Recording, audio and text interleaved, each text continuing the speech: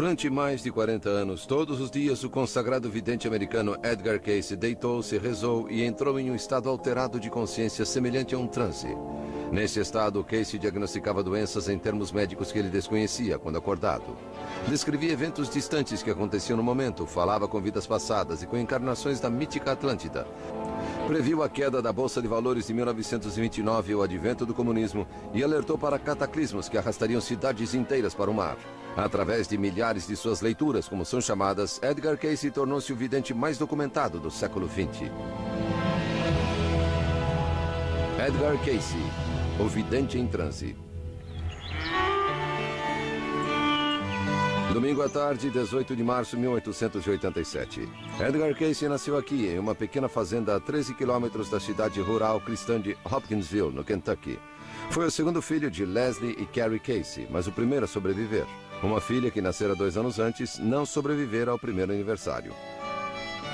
Edgar era particularmente ligado aos avós, Sarah e Thomas Jefferson Cayce. Em um dia quente de verão, em junho de 1881, Edgar, com 4 anos, testemunhou a trágica morte do avô. Os dois estavam cavalgando e se aproximaram desse pequeno lago perto da fonte. Edgar apeou e seu avô entrou no lago para resfriar os animais. The horse was scared by something and threw the grandfather off. He had his foot caught in a stirrup and drowned before anybody could get there. And Edgar witnessed that. He was on the bank. Edgar dizia que sempre recebia visitas do seu avô morto em um celeiro onde folhas de tabaco eram queimadas, e que o avô lhe contava histórias sobre a guerra civil e deixava ele alisar suas suíças. Essas histórias tornavam-no alvo de zombarias, mas a mãe e a avó não permitiram que ele se envergonhasse de sua habilidade de ver o que os outros não conseguiam. Aos 7 anos, Edgar começou a estudar nesta pequena escola. Ele mesmo se descreveu mais tarde como um estudante inexpressivo, mas encontrou um livro que o interessou, uma Bíblia dada de presente pelos seus pais. Começou a estudá-la e motivou-se a lê-la inteira uma vez por ano por toda a vida. You read it every day. You have to read it every day to go through the whole Bible in a year. And he went through that Bible at least 67 or 68 times, at least that many times that he read it. And how many of us can tell we've went through the Bible one time? Not a bad book to know about. Em maio de 1890, quando tinha 13 anos, a vida de Edgar mudou para sempre. Já membro batizado da Igreja dos Discípulos de Cristo, foi visitar o seu retiro favorito na floresta perto de sua casa para reler a história de Sansão e a visão de Manoá. Naquela noite, após rezar para ter capacidade de ajudar o próximo, ele próprio teve uma visão. Mais tarde escreveu: uma luz gloriosa, como o sol da manhã, parecia inundar o quarto todo. Uma figura surgiu em frente da minha cama, um anjo que eu desconhecia e que falou suavemente: tuas preces foram ouvidas, teu desejo será atendido, mantém tua fé e ser fiel a ti mesmo. Ajuda o doente, o aflito. No dia seguinte, Edgar estava na escola, confuso, preocupado com a visão. Foi mantido depois da aula por soletrar errado repetidas vezes a palavra cabine. Naquela noite, seu pai tomou-lhe a lição até tão tarde que o garoto finalmente implorou por uma pausa de 5 minutos. He just felt that if he could just sleep on that book a few minutes, he would know it better. So his father, my grandfather, was said, all right, you try it, and I'll be back in 5 minutes. And about 5 minutes later, he came back, and Dad knew every word in the book, which page it was on. And from then on, he just began sleeping on his books, and he became a rather bright student from an average student. Como Edgar aprendia dessa maneira era um mistério. No mínimo, desenvolver algum tipo de memória fotográfica. E usou essa capacidade para conseguir um emprego em uma livraria, onde memorizava os catálogos de vendas de ponta a ponta. Em 1892, a emoção tomou conta da cidade. Adlai E. Stevenson, que morara ali, e Grover Cleveland formaram uma chapa para concorrer à presidência. Um dia antes da celebração da vitória em Hopkinsville, Edgar machucou-se no pátio da escola. Uma bola de beisebol atingiu-lhe a coluna. Mais tarde, nesse mesmo dia, comportou-se de modo selvagem na classe, gritando e gargalhando. Na volta para casa, parava no meio da rua, interrompendo o trânsito. À noite, assombrou seus pais, dando instruções detalhadas de como preparar uma compressa de ervas para ser aplicada em seu ferimento na coluna enquanto dormia. Pela manhã, não se lembrava nem de seu acidente, nem de seu estranho comportamento. Mas os vizinhos começaram a falar, inclusive o médico local, pai de uma jovem por quem Edgar se apaixonara. he led Edgar to believe that he was in danger of going insane, which seems to me the ultimate in cruelty for a doctor to say that to a boy. Algumas pessoas acreditam que os poderes de evidência de Edgar foram desencadeados por esses incidentes da adolescência. Mas antes de morrer, a avó de Edgar contou que seu marido também tinha poderes. Podia mover mesas e cadeiras com a mente.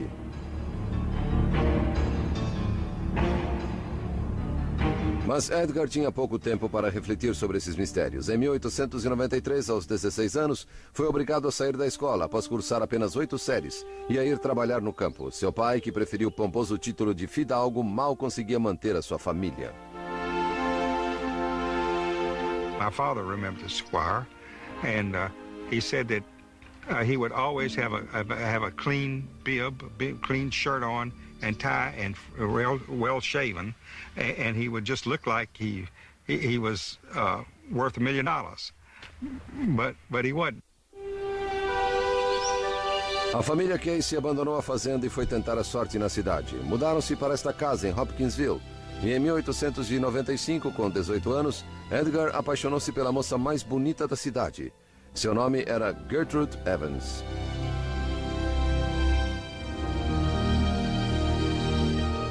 She was patrician, he was a farm boy. It was an unlikely match. They were both people of faith, and they connected there. She saw in him idealism, beautiful idealism. She saw in him integrity. He was not phony. And I think she saw in him adventure. Edgar não esperou muito para pedi-la em casamento. Ela aceitou feliz. Mas o casamento teve de esperar até que Edgar conseguisse um emprego melhor. Em 1900, Edgar e o pai começaram a trabalhar como agentes ambulantes de seguro. Mas o trabalho parecia fadado ao fracasso. Edgar resfriou-se e perdeu a voz. Sem poder vender o seu produto, voltou para Hopkinsville e arrumou um emprego que não lhe exigia que falasse: aprendiz de fotógrafo. Ficou claro nas fotografias que tirava da cidade e da noiva Gertrude, sua modelo favorita, que Edgar tinha encontrado seu talento. Mas após 10 meses de tratamentos médicos, Casey ainda não recuperara sua voz normal. Tinha perdido todas as esperanças de cura.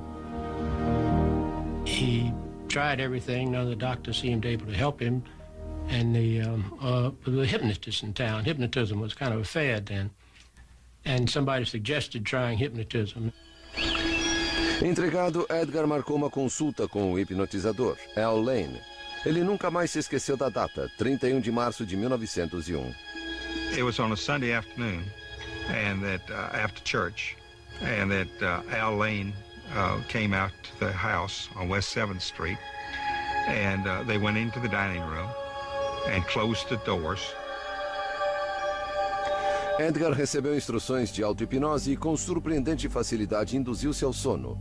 Lane deu-lhe uma sugestão hipnótica para falar no tom de voz normal. Em 1 minuto ele começou a murmurar. Então, para espanto de todos, Edgar disse com voz clara e serena: sim, podemos ver o corpo. And he described the condition that he had. There was a circulatory problem in his throat.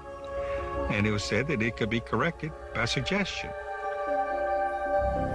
Casey recebeu a sugestão hipnótica para que a circulação voltasse ao normal. Após alguns momentos, sentou-se e cuspiu sangue.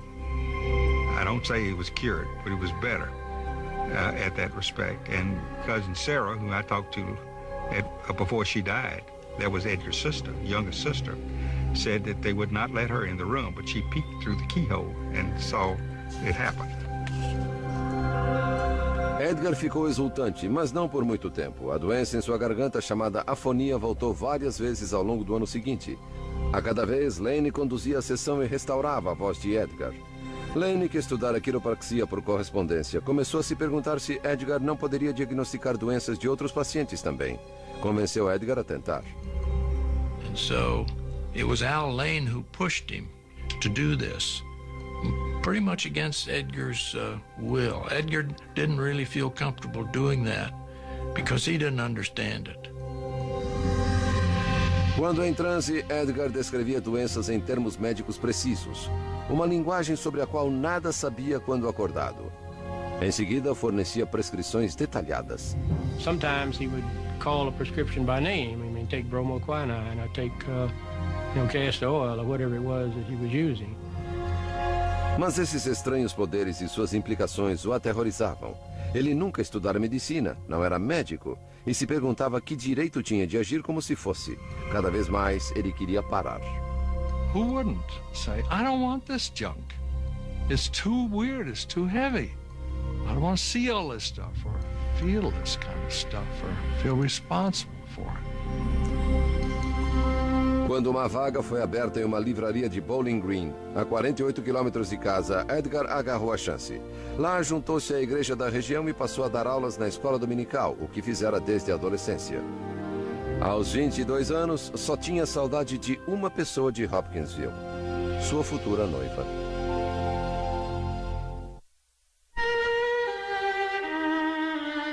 Em junho de 1903, após um noivado de 6 anos, Edgar Cayce e Gertrude Evans se casaram. Cayce abriu um estúdio fotográfico em Bowling Green. Os dois estavam felizes por terem fugido da fama de Edgar como médico vidente. He didn't know how he did it. He just knew that he was able to do it and he wanted to use it to help people. Mas Bowling Green logo soube de suas habilidades e ele não podia dizer não aos necessitados. As consultas retornaram e no outono de 1906, Edgar, então com 29 anos, foi convidado a demonstrar os seus diagnósticos através de transe aos médicos da região. They came first thinking, I'll expose this guy. I'll see through him. You could see the condescension in their faces. Sim, temos o corpo, disse Edgar como no início de todas as sessões. Diagnosticou corretamente um estudante universitário acometido de febre tifoide. Então, inesperadamente, alguns médicos quiseram testar o estado de transe de Edgar, espetando agulhas nos seus pés e nas suas mãos, certos de que ele era uma fraude. Edgar não se moveu nem sangrou, mas quando acordou, jurou enfurecido nunca mais servir de cobaia para ninguém. Slowly he began to learn that there weren't that many who really cared. A lot of people wanted to use him. Not many wanted to listen. O refúgio de Edgar sempre fora a igreja. Agora ele se perguntava, assim como os outros fiéis, se seu dom seria uma bênção ou uma maldição. Evidently, some of the people in the congregation really got upset. They thought that this character was teaching Sunday school to their children on Sunday morning.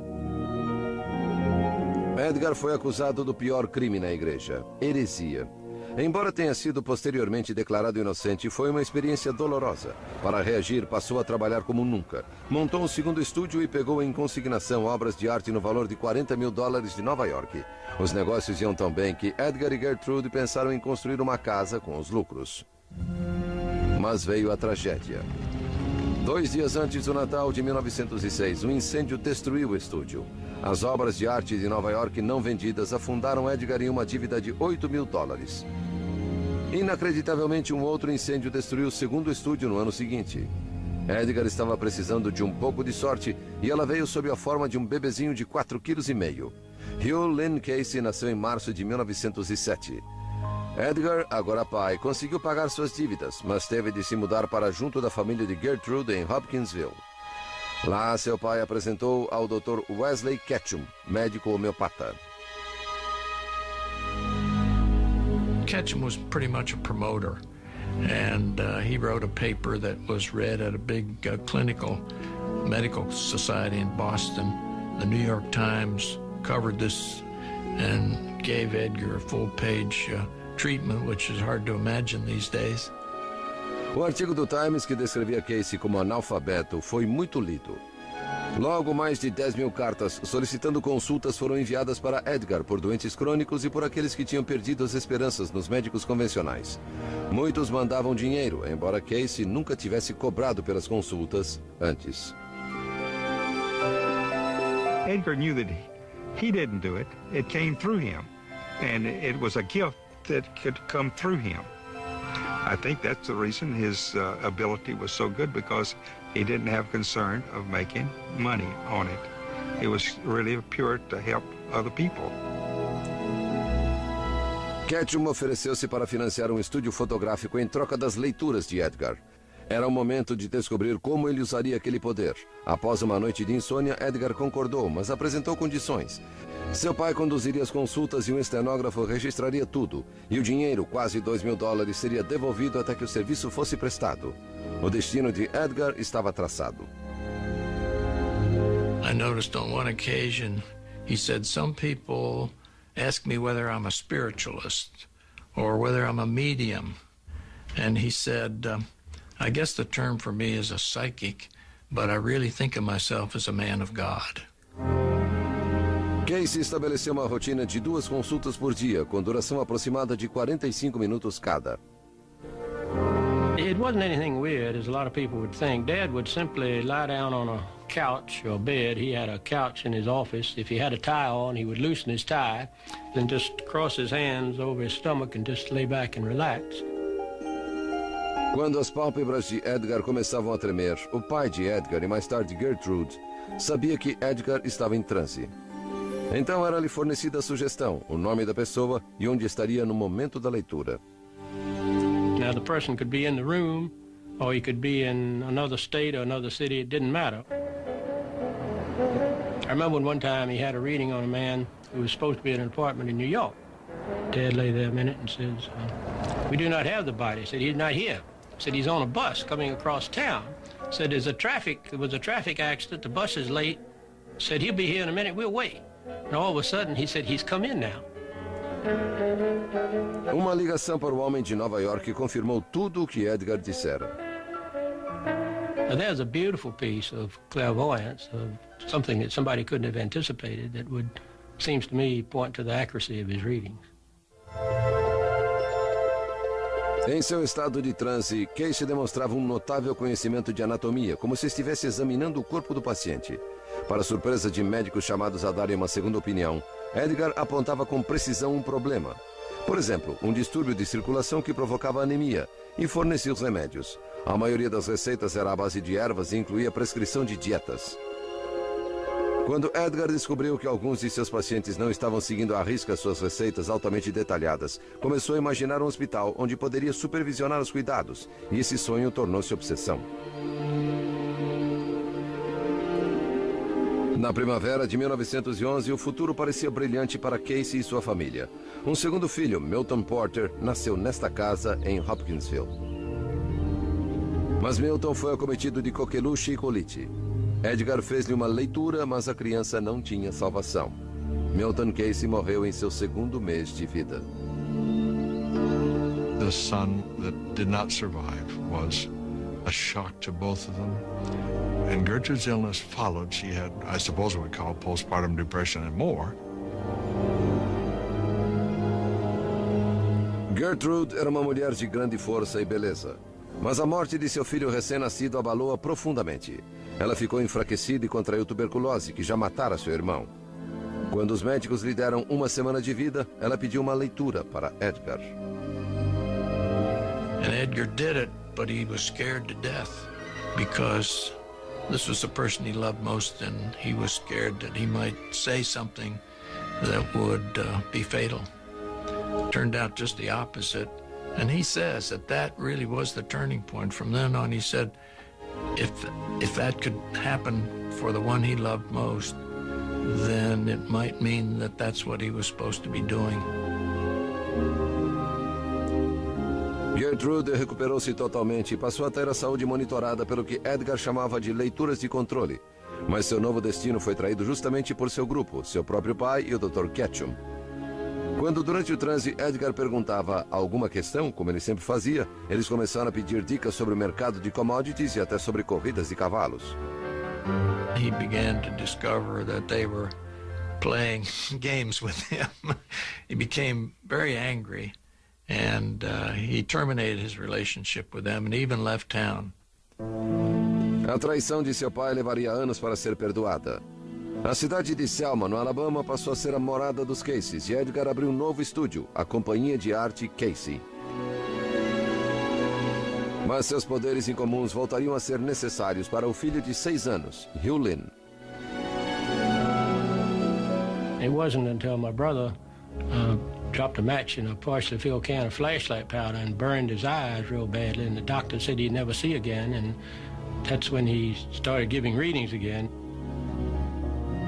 Quando os médicos insistiram que um dos olhos queimados de Hugh tinha de ser removido, Edgar fez uma leitura. Um remédio aparentemente perigoso feito de uma solução de ácido tânico salvou a visão de seu filho. Os Caseys deram as boas-vindas a um outro filho, Edgar Evans, em 1918, enquanto a Primeira Guerra Mundial continuava enfurecida na Europa. Edgar vira muitos de seus antigos alunos da escola dominical partirem para a luta. Aos 40 anos começava a se sentir velho e seu sonho de construir um hospital tornava-se mais urgente do que nunca.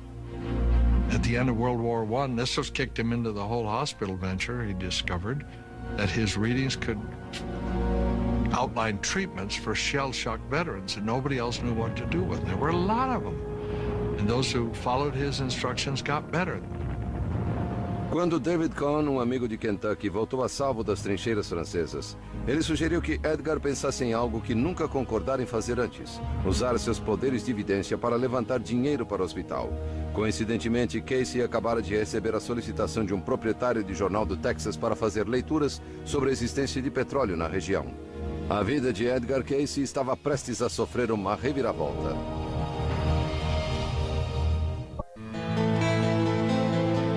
Em 1920, Edgar Casey e seu amigo David Cohn vislumbraram a oportunidade de ganhar milhões com a pesquisa de petróleo. Com esse lucro, poderiam dar atendimento aos doentes no sonhado hospital de Edgar, mas aqueles seriam os anos mais difíceis da vida de Casey. Well, you know, I often think of his 3 years in Texas as his wilderness experience. I think he was wandering around in the wilderness.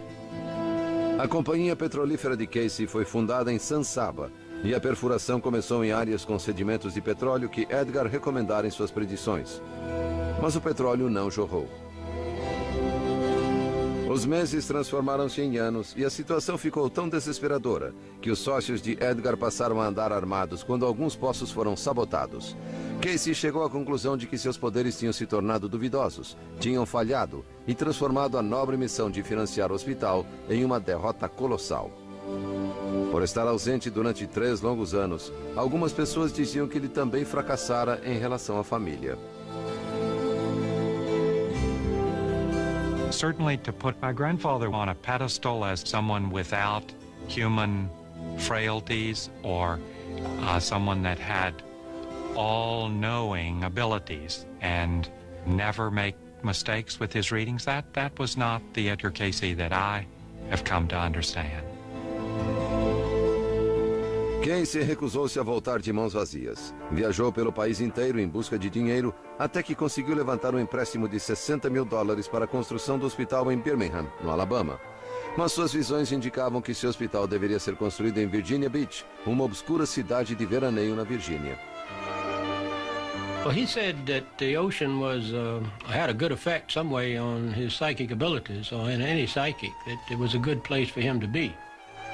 A oferta de Birmingham foi suspensa imediatamente. Abatido, Edgar finalmente reuniu sua família em Selma, voltou para o que sabia fazer, fotografar, dar aulas na escola dominical e tentou esquecer seus fracassos em angariar fundos para o empreendimento.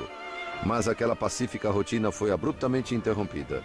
Em 1923, após conhecer um homem de negócios de Ohio, um potencial investidor do hospital, Edgar deixou a família mais uma vez e mudou-se para Dayton, em Ohio. Foi um risco também para uma jovem de 18 anos, nascida em Selma, que sentia que seu destino estava ligado aos Caseys. Gladys Davis era a nova estenógrafa de Edgar.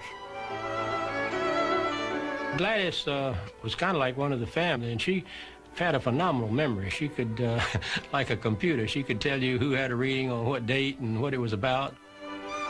Em Dayton, Casey passou por uma mudança radical.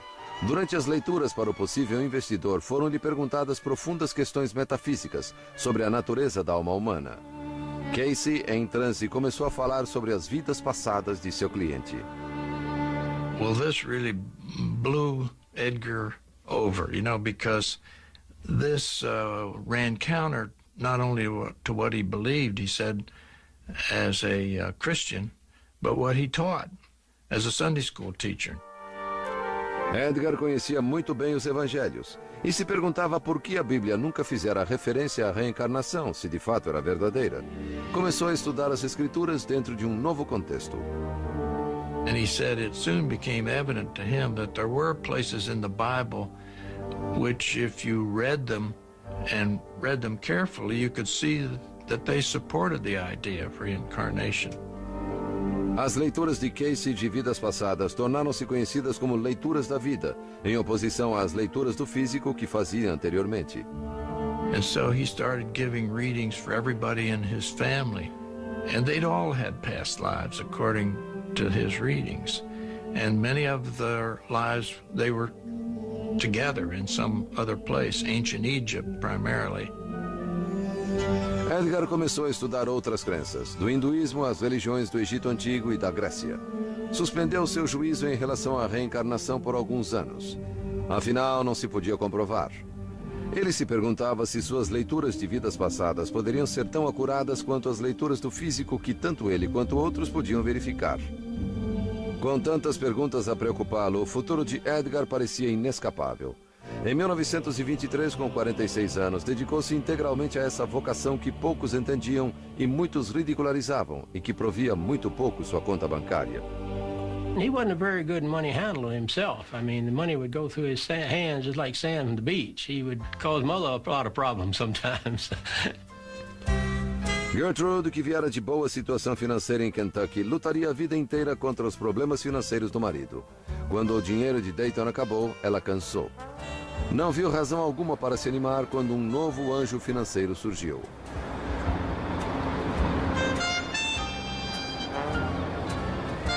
Morton Blumenthal e seu irmão Edward administravam uma corretora de muito sucesso em Wall Street. Após ser apresentado por David Cohn, Morton tornou-se o patrocinador de Casey instantaneamente. Propôs financiar o hospital de Virginia Beach e comprar uma casa perto da praia para os Caseys. Parecia muito bom para ser verdade. It seemed like a little fishing village when we first came to the beach. It didn't look like, what Dad said it was going to be, a thriving community. Edgar e sua família foram morar na Rua 35. No verão seguinte, a construção do hospital de Casey foi iniciada. E a tranquila cidade começou a fazer comentários sobre o curioso empreendimento. Em parceria com os Blumenthals, Edgar formou uma corporação, a Associação dos Pesquisadores Nacionais. Ciência, educação, saúde e despertar espiritual eram os objetivos estabelecidos. Esta atividade foi um lenitivo para Edgar. Ele acabara de voltar do velório da mãe em Hopkinsville. O pai, agora sozinho, perdoado há muitos anos, foi morar com o filho. Em novembro de 1928, o sonho de Edgar tornou-se realidade. O Hospital Casey, a única instituição do gênero no mundo inteiro onde doenças físicas seriam diagnosticadas através de revelações paranormais, foi consagrado. Fora um caminho longo e difícil para Edgar Casey. Ali estava tudo o que ele sonhara e desejara. Ou parecia estar.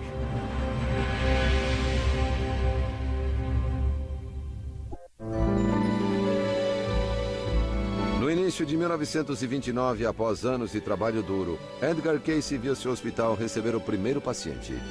Dirigido por seu amigo de Kentucky, Dr. Thomas House, possuía o mais moderno equipamento para tratamento fisioterápico e em técnicas de massagem, remédios homeopáticos e dietas de baixos níveis de gordura.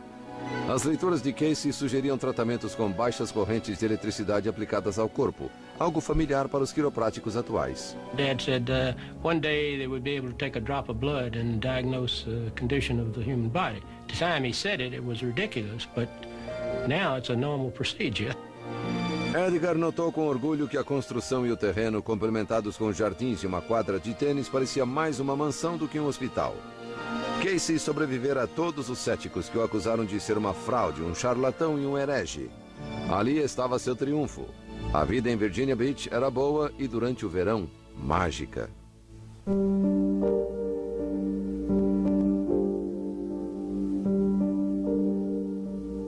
Everybody at the beach used to call him Doc because they thought he was a doctor. But he liked to garden, he liked to fish. All these sand dunes up here were covered with grapevines. So Dad used to go out, and we used to go out and pick grapes, and he'd make grape jelly and wine from them. He was a very ordinary person when he was awake. It was just those 30, 40 minutes when he was asleep that he was unusual.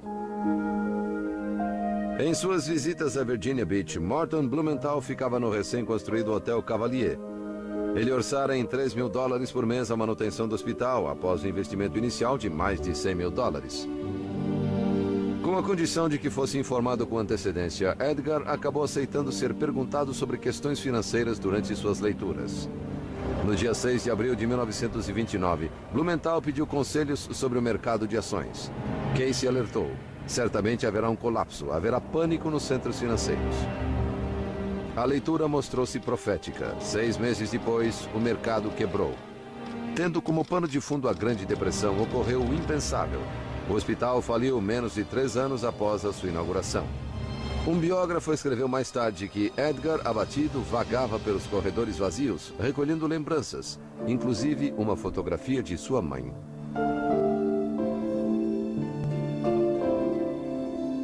It was a real blow. It was, we had moved to the beach, the hospital had been built, it was operating, people were getting well, then all of a sudden it was down to where he started from. Se Edgar tinha uma fraqueza, era sua incapacidade de dizer não. Como administrador do hospital, aprovara despesas extravagantes, tratamentos e refeições gratuitos para a equipe e amigos. Queria agradar a todos. Arranjava tempo para quem pedisse, mas essa fraqueza fazia parte de seu dom. His home, his privacy was invaded constantly. People would knock on his door at all hours of the day and night. And they had to be gracious to all of the visitors, and they were. He could mark people with the genius of their lives if they let him. Wide awake. Talk with them, get hold of them. They go away marked for good. A versão popular da história dizia que os infortúnios em Wall Street tinham arruinado os Blumenthals. As evidências sugerem que eles escaparam sem prejuízo algum. Acredita-se que o fechamento do hospital ocorreu devido a uma briga pelo poder entre Morton e Edward Blumenthal de um lado e David Cohn, que fora o primeiro a ter acesso aos poderes singulares de Edgar. Quando Cohn venceu a briga, os Blumenthal se retiraram. Mais tarde, Edgar escreveu com a habitual benevolência: "Não culpo ninguém, senão a mim mesmo por esse fracasso." The readings were kind of few and far between, and after that, it were tough times. David Cohn fez fortuna no ramo de imóveis, graças em parte às leituras de Edgar. Os Blumenthals e Casey nunca mais se falaram. Edgar saiu do hospital completamente arruinado. No mesmo ano, 1931, Casey se recompôs. Reuniu aqueles que o apoiavam, pessoas de mente aberta que acreditavam em seu trabalho, e formou uma organização sem fins lucrativos, a Associação para Pesquisa e Iluminação. Seriam feitas consultas gratuitas para aqueles que não podiam pagar, e Edgar receberia um salário anual. Em uma de suas viagens para levantar fundos em Nova York, Edgar fez uma leitura para uma mulher que dizia estar em situação desesperadora. Ela e sua acompanhante eram policiais. Edgar, Gertrude e Gladys Davis foram presos por charlatanismo. 31 anos atrás, em Hopkinsville, Edgar temia que seus poderes o levassem ao caminho errado, como de fato tinham levado. Ele agora estava sendo preso para a felicidade dos tabloides. They took a picture of Dad and took a picture of all three of them, and they cut Mother out of the picture and said, "Psychic arrested in motel with blonde secretary." Really great headline. O caso de Nova York não foi mantido. A polícia assinou a soltura antes que ela fosse solicitada. As acusações foram retiradas. Mas em 1935, em Detroit, Edgar foi considerado culpado por exercer medicina sem licença. Embora tenha conseguido liberdade condicional sem nenhuma sentença ou imposição de fiança, ficou mortificado. Logo após voltar de Detroit, teve uma visão de sua futura reencarnação no Nebraska em 2100. Na visão, ele descobriu que seus trabalhos como Edgar Casey ainda seriam lembrados. It came to him at a time when he was feeling very distraught. He was wondering whether his work was really of value, whether it would continue. And so this dream really served as a source of encouragement for him. As leituras de Casey, que tornavam-se mais detalhadas e abrangentes, eram também encorajadoras. Ele começou a descrever o melhor possível a jornada que sua mente fazia quando em transe. He would describe moving up through a beam of light, passing images and sounds, and his consciousness moving to other dimensions that are related to vast sources of information. Casey chamava essa fonte de informação de arquivo Akashic, onde cada evento, pensamento e som, desde o começo dos tempos, estava registrado. Ele acreditava que poderia acessar esse arquivo, bem como seu subconsciente, telepaticamente, para responder a qualquer pergunta.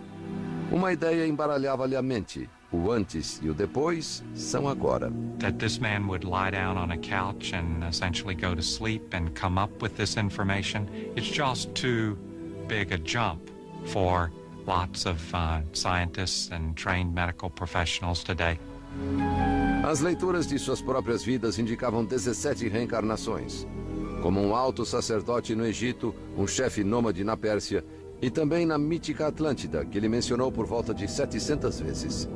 Ele descreve uma sociedade muito avançada que desmoronou depois de 40 mil anos e cujos sobreviventes foram habitar o Egito. Casey, aos 60 anos, parecia saber que seu tempo era curto. Suas leituras do passado, do presente e do futuro sucediam-se em grande profusão.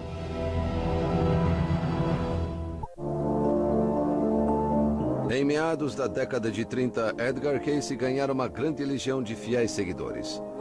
Os céticos podiam dizer que ele inventava tudo, mas era difícil questionar as centenas de leituras que tinham tido comprovação. Ele tivera razão quanto à quebra da Bolsa em 1929. Em 1935, previu que os japoneses se juntariam à Alemanha e à Áustria como uma ameaça para o mundo. Uma ideia bizarra para a época. Algumas de suas predições eram tão assombrosas que até quem o apoiava tinha dificuldade em compreender.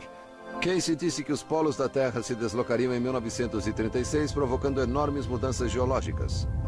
Previu também que enchentes destruiriam cidades nas costas da América do Norte e uma nova terra, remanescente da Atlântida, emergeria perto da Flórida em 1969.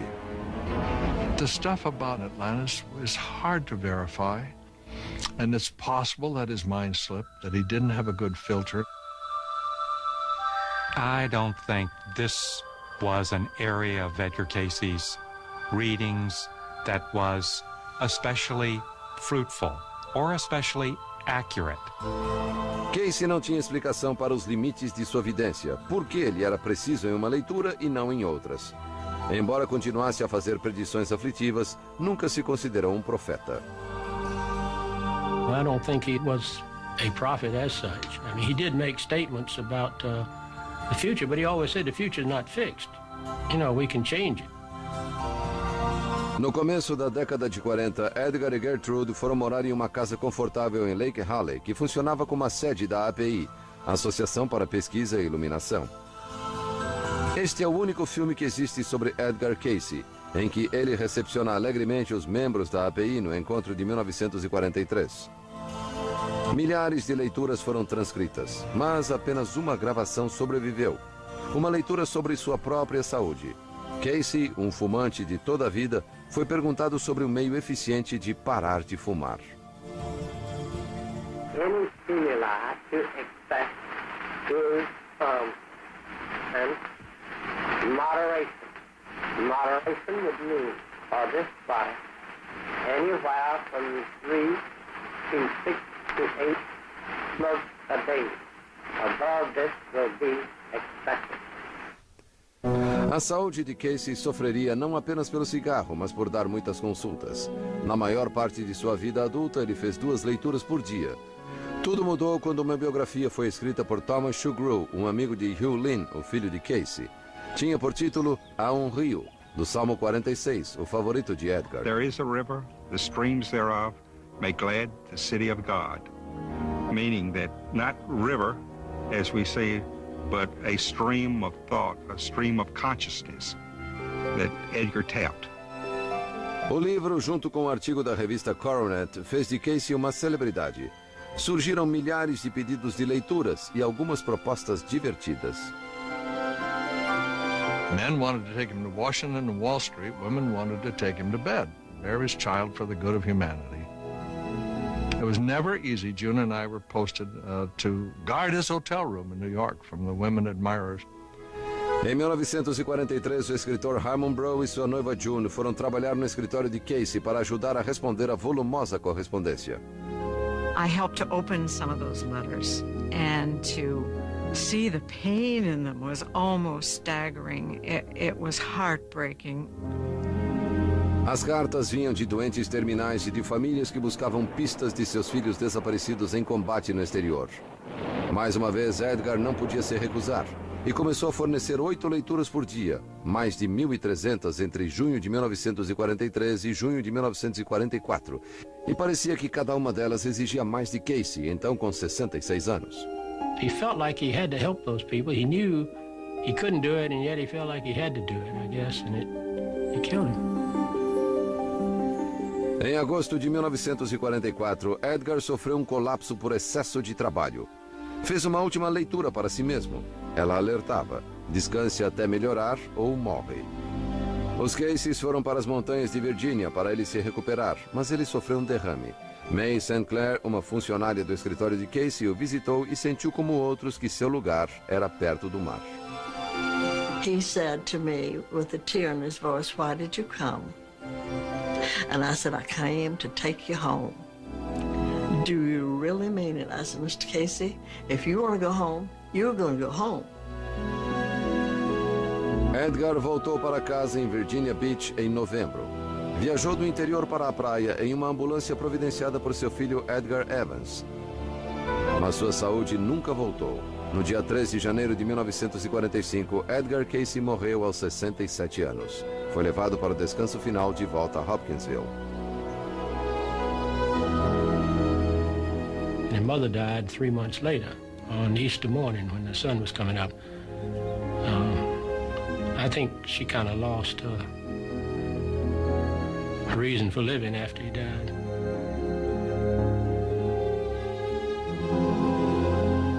Edgar Casey deixou mais de 14.000 registros de leituras sobre saúde, filosofia, religião, negócios, vidas passadas e eventos futuros.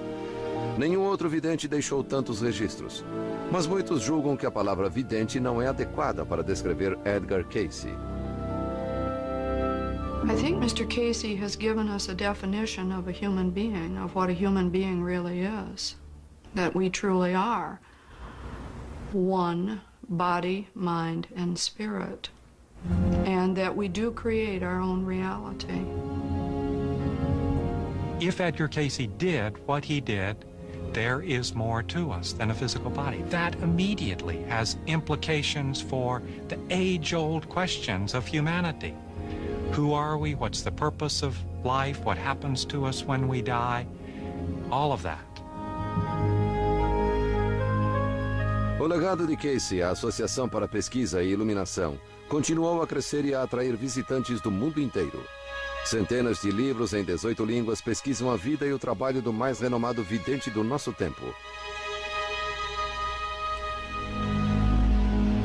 Casey nos deixou talvez o maior dos desafios. Ele disse: "Eu não faço nada que vocês não possam fazer, se vocês se dispuserem a pagar o preço."